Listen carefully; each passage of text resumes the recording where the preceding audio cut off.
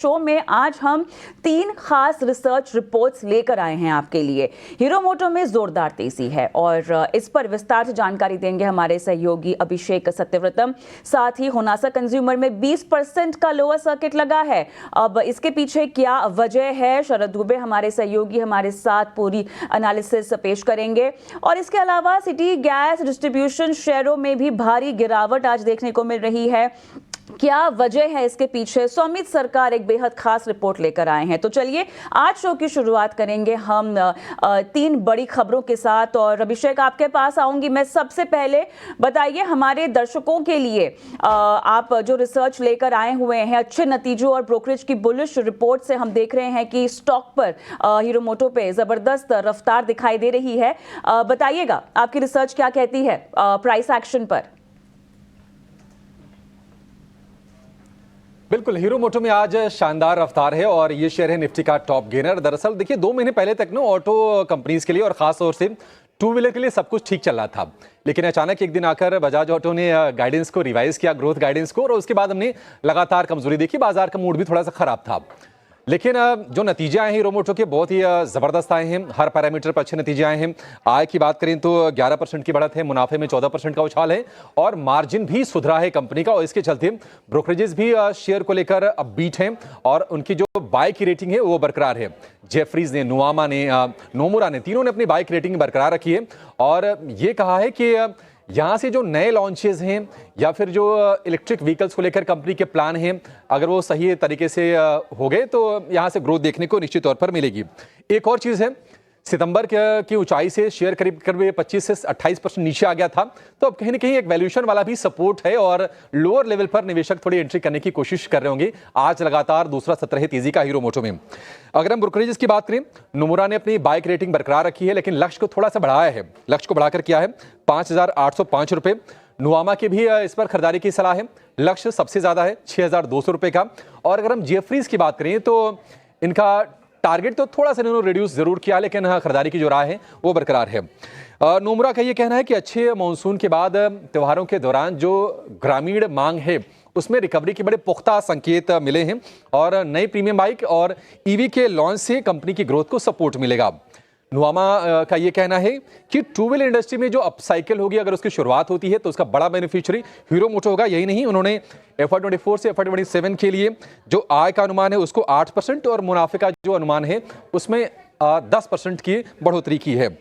Jefferies ने हालांकि target cut किया है और टारगेट कट करने के पीछे की रीजन ये है कि मार्केट शेयर थोड़ा सा लूज कर रहा है। नए एंट्रेंट्स आ रहे हैं टू व्हीलर में, उसके चलते मार्केट शेयर पर थोड़ा असर पड़ रहा है। अदरवाइज कन्विक्शन इनका बरकरार है।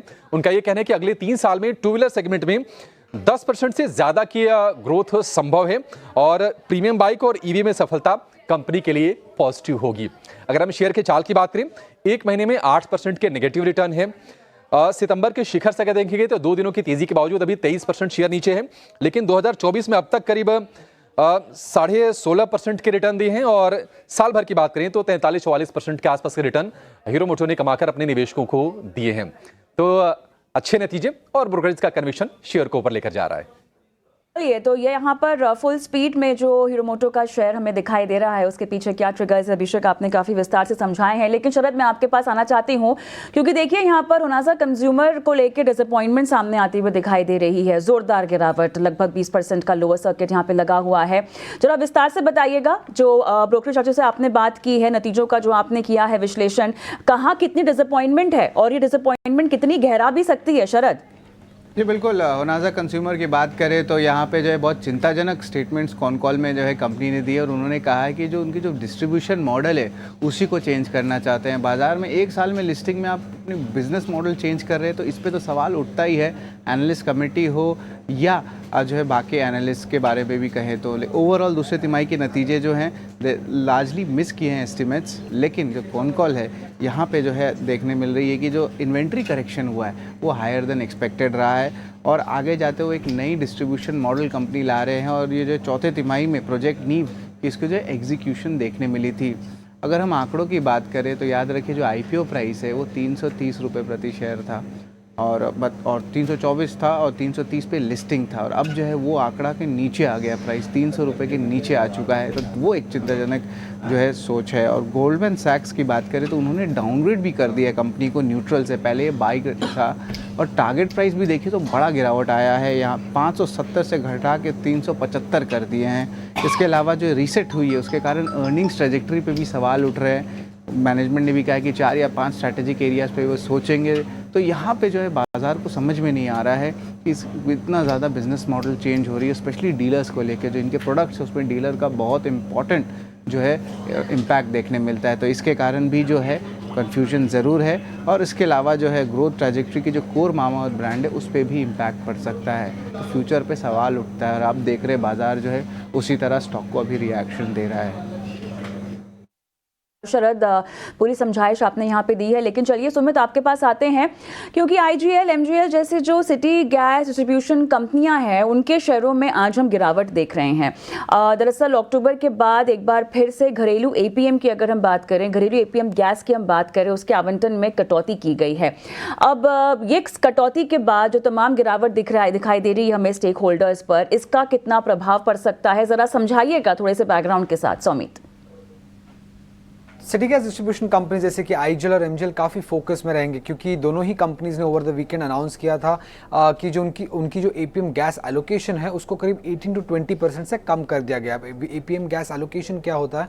ये गवर्नमेंट से मिली हुई गैस होती है जो कि काफ़ी सस्ते भाव पर मिलता है। इस पर एक प्राइस कैप भी होता है $6.5 पर MMBTU का। अब ये एलोकेशन कम होने के कारण सिटी गैस डिस्ट्रीब्यूशन कंपनीज को ये जो शॉर्टफॉल है गैस का, उसे या तो नए न्यू वेल्स से जो गैस आ रहा है उससे, या तो डिफिकल्ट फील्ड से जो गैस आ रहा है उससे, या तो स्पॉट मार्केट से भरना पड़ेगा, क्योंकि उन्हें इन मार्केट से ये गैस को खरीदना पड़ेगा। ये जो एपीएम गैस एलोकेशन का जो गैस है इसको कम मिलने के कारण अब ये जो गैस जो दूसरे गैसेस है वो उसके प्राइसेस काफ़ी हाई होते हैं, करीब $9 to $14 पर MMBTU के आसपास ये गैस मिलता है, जबकि एपीएम गैस जो है वो सिर्फ $6.5 पर MMBTU पर मिलता है। अब चूंकि उन्हें ये हायर प्राइस गैस खरीदना पड़ेगा, उसकी वजह से उनके मार्जिन्स पे काफ़ी नेगेटिव इम्पैक्ट देखने को मिल सकता है अगर उन्होंने प्राइस हाइक नहीं लिया तो। अब ये भी याद रखेगा कि एक महीने पहले ही गवर्नमेंट ने ये एलोकेशन जो है 20% से कम किया था, अब ये और 20% से कम कर दिया गया है। तो ये काफ़ी नेगेटिव इम्पैक्ट हो गया। अगर आप उनके मार्जिन्स पे देखेंगे तो इसका इम्पैक्ट करीब 5.5 रुपीज़ पर SCM का आ सकता है। और अगर इनको ये इम्पैक्ट पूरा निगेट करना है या पूरा निकालना है तो उन्हें कम से कम CNG सेगमेंट में CNG के जो प्राइसेस है उसको 9 रुपीज़ पर केजी से बढ़ाना होगा। अब ये काफ़ी बड़ा हाइक हो जाता है, करीब 13 to 14% का हाइक हो जाता है। अगर इतना बड़ा हाइक उन्होंने एक साथ ले लिया या स्टैगर मैनर में भी लेते हैं तो वॉल्यूम पे भी इसका एक इम्पैक्ट देखने को मिल सकता है। तो क्लियर समस्या आ चुकी है अभी सिटी गैस डिस्ट्रीब्यूशन कंपनीज के लिए कि क्या वो अपना मार्जिन संभाले या वॉल्यूम ग्रोथ को देखे। तो अगर अब उन्होंने प्राइस हाइक नहीं लिया तो मार्जिन पे तो डेफिनेटली इसका इम्पैक्ट आएगा, और अगर उन्होंने प्राइस हाइक ले लिया तो शायद आगे चल के वॉल्यूम्स पे भी इसका इम्पैक्ट देखने मिल सकता है, क्योंकि पेट्रोल और डीजल के सामने CNG का जो प्राइस डिफरेंस है वो और कम हो जाएगा। बिल्कुल, तो ये वजह है जिसके चलते सिटी गैस डिस्ट्रीब्यूशन कंपनीज में आज के ट्रेडिंग सेशन में गिरावट दिखी है। MGL और IGL दोनों ही स्टॉक्स में 12 से 18% की गिरावट आज के ट्रेडिंग सेशन में दिखी है। सौमित, अभिषेक और शरद, शुक्रिया हमारे साथ पूरी डिटेल्स लेकर आज जुड़ने के लिए।